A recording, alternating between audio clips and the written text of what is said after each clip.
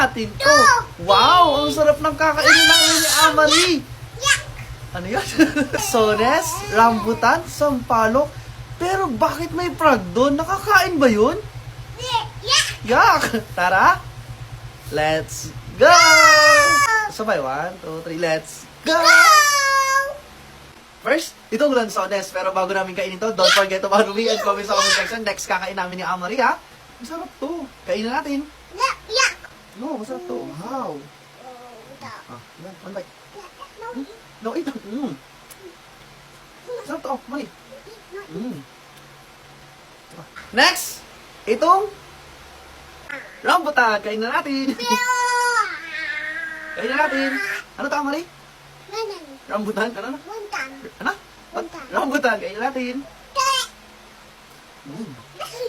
Yummy. Oh. You want? Ah, you want? One bite. Ismal lang. No. Ismal. Ay, give me. Yummy? Rambutan? One bite.